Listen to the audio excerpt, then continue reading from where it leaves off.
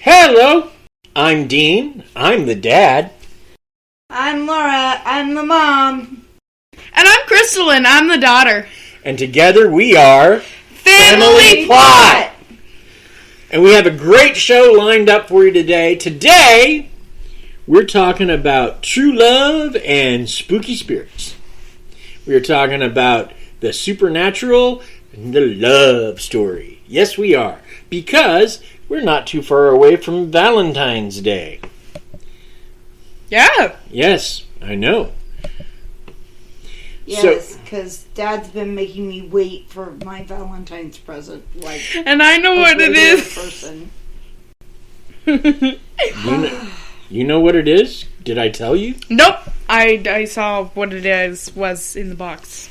Oh, okay. Well, yes. Because I was... She was sneaky. I was. Sneaky baby. Gee, wonder where I get that from. Not a clue. Probably your mom.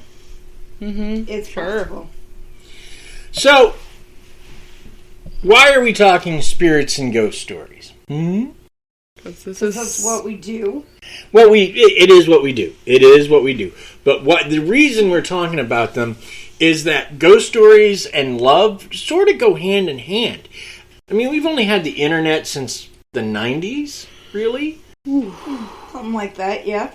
And so before that, there was TV and chill. But, I mean, if you had a VHS cassette, you could watch something. But if you didn't, there wasn't any sort of on-demand service that lets you do that.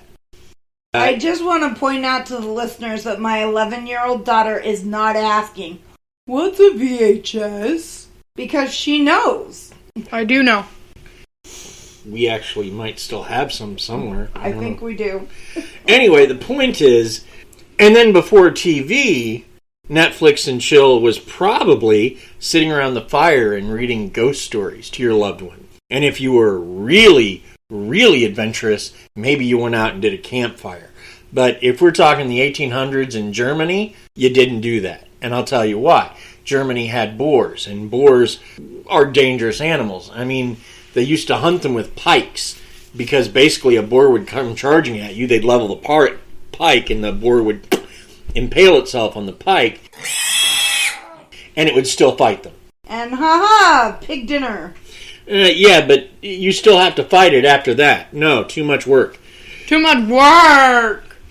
So, the idea of ghosts and love, or the supernatural love, goes back a long way. A very long way. So, and that makes a certain amount of sense because, one of the most common themes is lost love. And in fact, in the real world, not even in the world of literature, but in the real world, lost love has driven men and women to do crazy and amazing things. We were just talking about Disney before this started.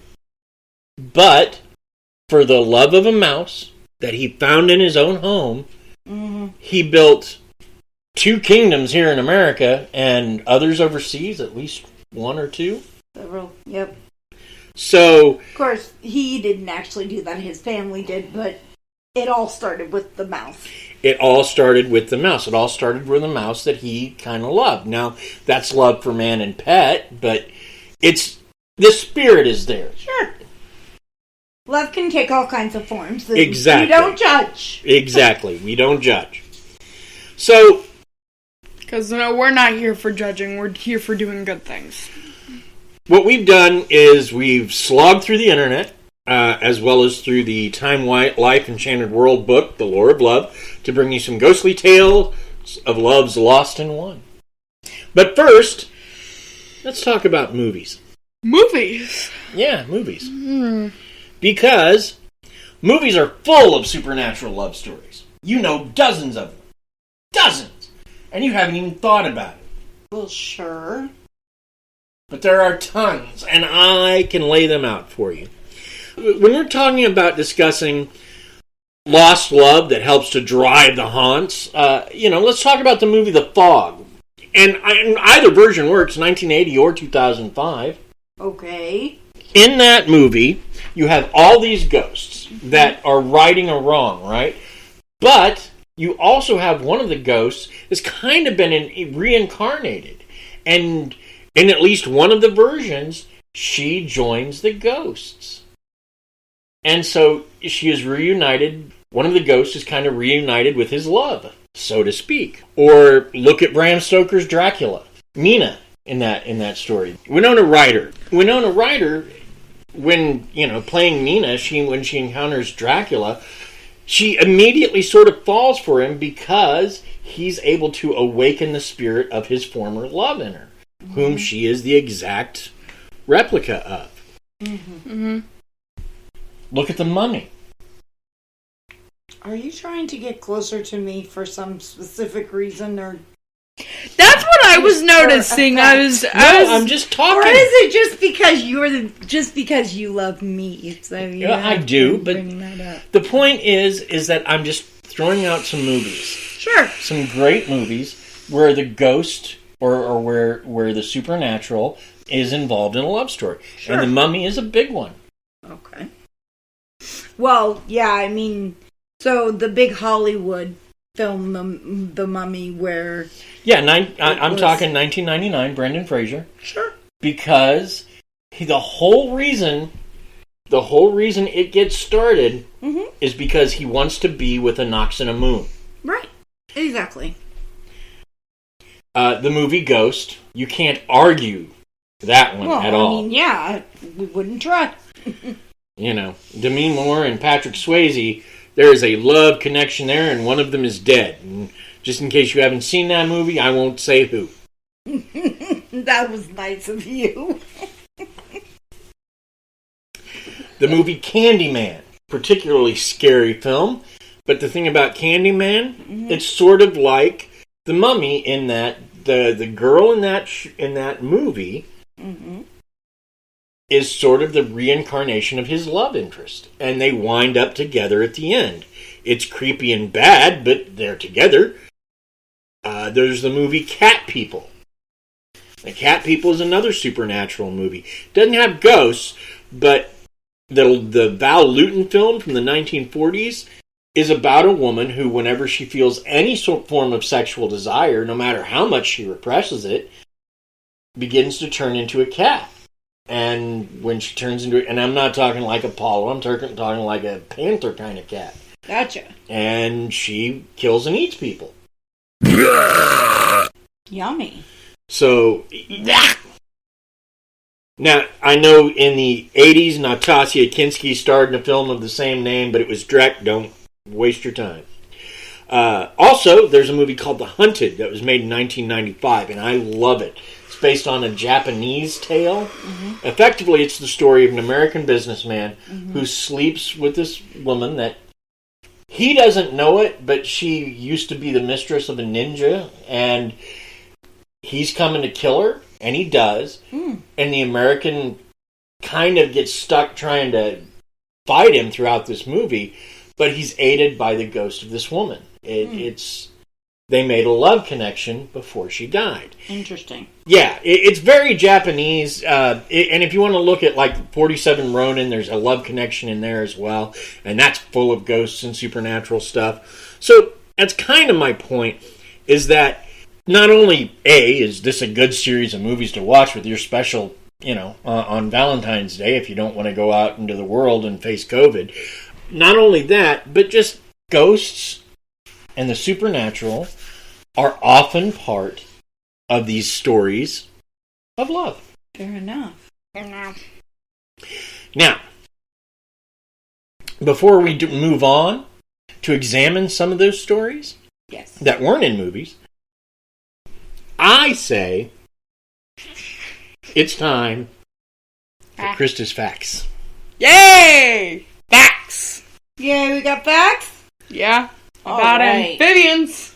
And today's facts are on amphibians, because amphibians and love are at least going to be together in this episode. Know what I say to you right now? What? They're crazy. Okay. They're weird. Okay. Part of the show, dude. Okay. So, here we go. Krysta. Take it away, Krysta. So, first fact number 1. Let's go with this one. Also, this is by Yisel Cabrera? Don't know if I said that right. If I butchered it, apologies.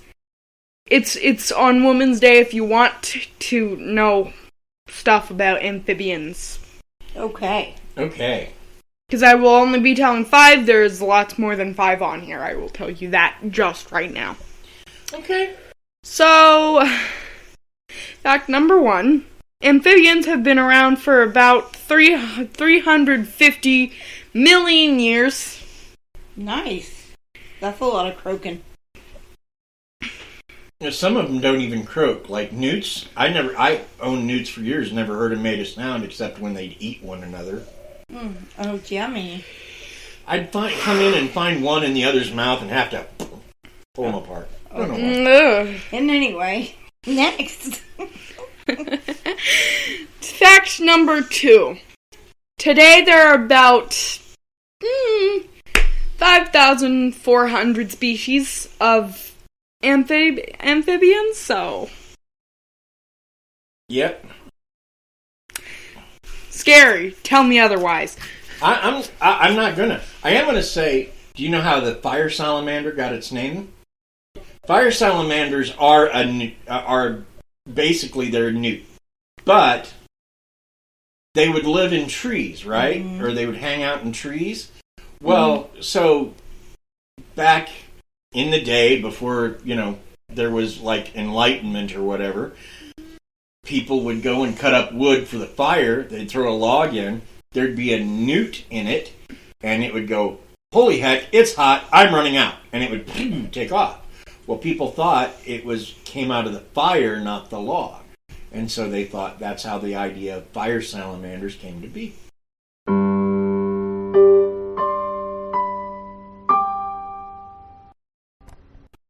Huh. Nice. Number 3. Frogs have teeth, but toads do not. And frogs only have their teeth on the top jaw, not the bottom jaw. Like a hagfish. Yeah, I searched that up. They're creepy. You searched up hagfish? Yeah. Why? 'Cause she could.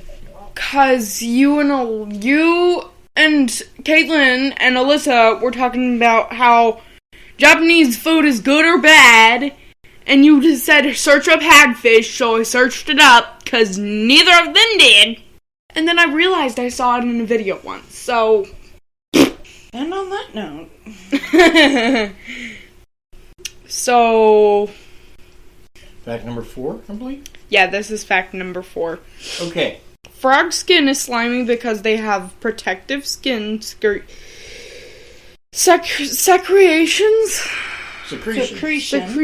that ooze out of their bodies. So, yeah. Yeah, well... It's not slime. It's mucus. Yeah. Right. They just don't bring it out their mouth. They bring it out through their pores, and it's to protect their skin. Mm-hmm. Just like hippos make their own sunblock. They sweat this purple stuff out of their pores that acts like sunblock, and it protects them. Nice. Yeah. Number 5. Well, we're already on the last one, guys. Don't you love it when you get to hear me stop talking? No, that was a joke. That was a joke. There are a few endangered